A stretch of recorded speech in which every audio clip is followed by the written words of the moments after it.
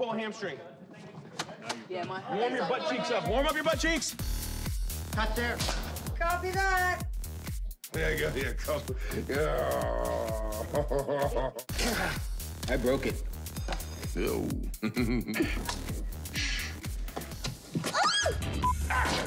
No, Brad, you had it. All right, here we go. The thing about time travel. I can't believe I made a whole movie with this thing on. Yeah, does it look cool or? Doesn't feel cool, but if it looks cool, that's what matters. Do you have any idea what's coursing through my veins right now? Funyuns? Yes. Orange soda? We are getting the whole team, aren't we? A duck! Good one.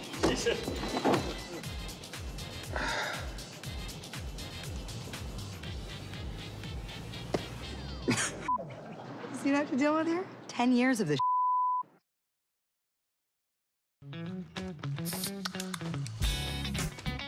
Being able to do this new version of Thor, it's hugely liberating and fun. We had a big sort of fat suit, which I think was sort of 60 or 70 pounds. This little move.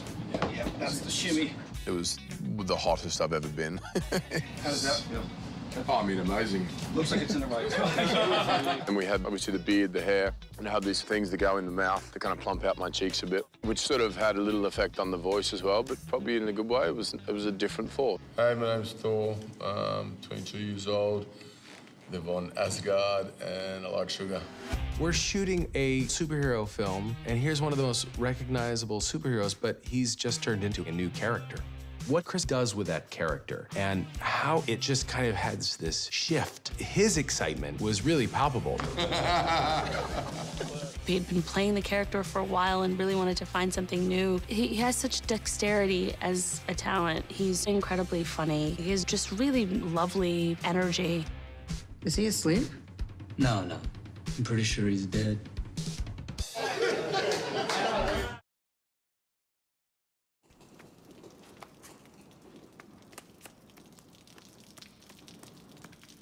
All clear. Which way? Oh, you say something? I said I want to claw my eyes out. But unfortunately, it wouldn't do any good, because I already saw the awfulness. Will you focus? I'm focused. This pretty place is about to get uglified real quick by a bunch of freaking elves. Did you know that I saw all these people die?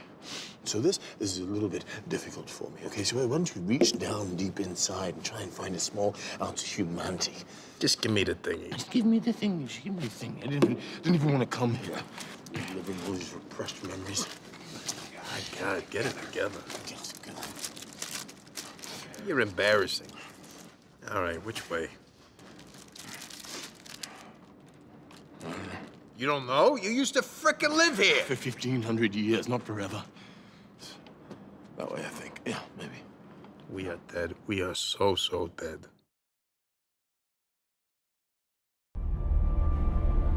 Peggy has a career, and she has a lot of self-respect, and she's pretty sick and tired of lots of men kind of not taking her seriously in the army and you know, playing around with her.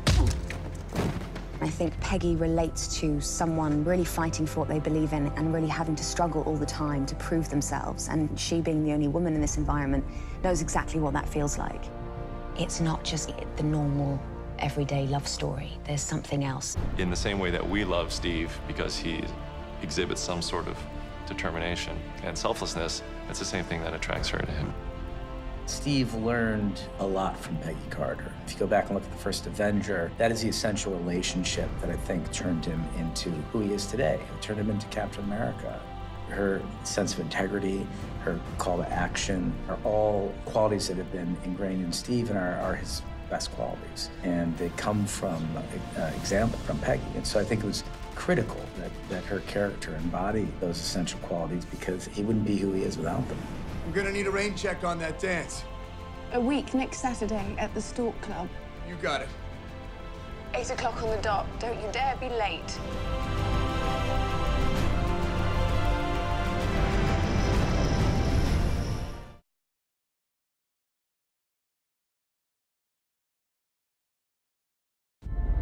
I actually think that in some weird, and it is a very emotional thing, but some weird, twisted up, fateful way, this character who, you know, has searched her whole life for a purpose actually finds her purpose. And it's like this amazing, super emotional, beautiful thing. You know what I've become.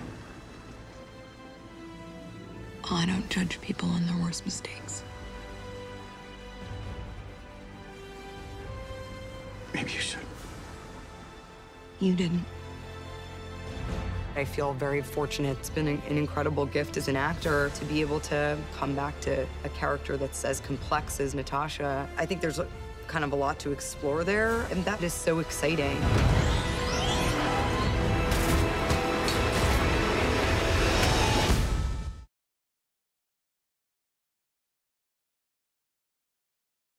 Robert has a whole career of great work behind him, and he was at a point in his life and his career where he was ready to break out and do something really big and exciting.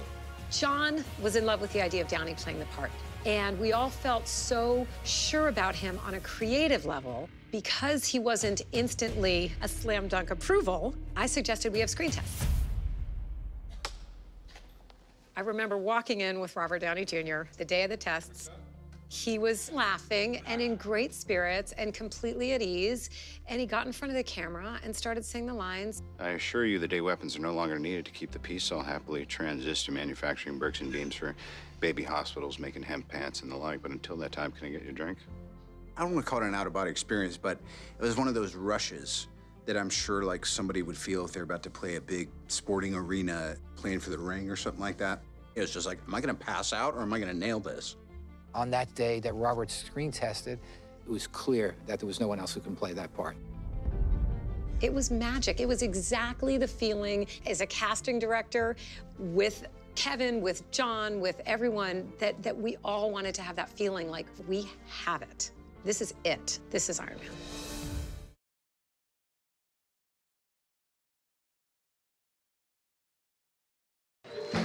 It's indescribable to work with creative people, especially people who make movies.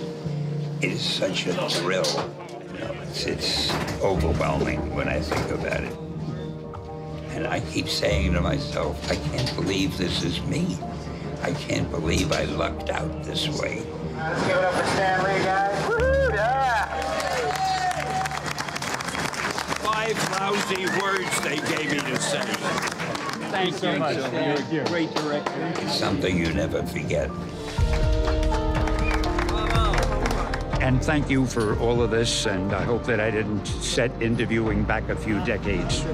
Okay. I'll see you later. Thank you. Appreciate it. I remember every cameo I've done since the first one. And I think I'm a very lucky guy.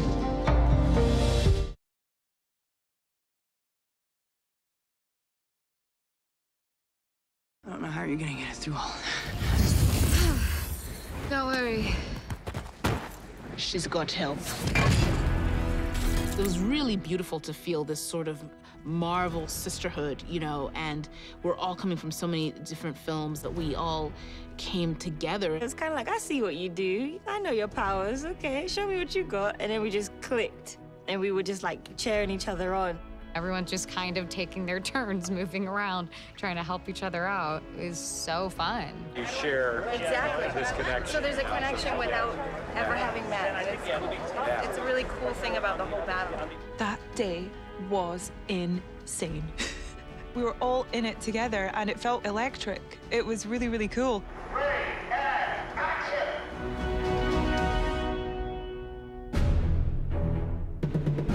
You know, I normally don't watch playback on the monitor, but I wanted to see that reveal of all the women of Marvel, and I thought it was really powerful and really exhilarating, and I was thinking of all of the young girls in the audience who will probably feel really inspired by that in one way or another, so it was a really nice thing to be a part of.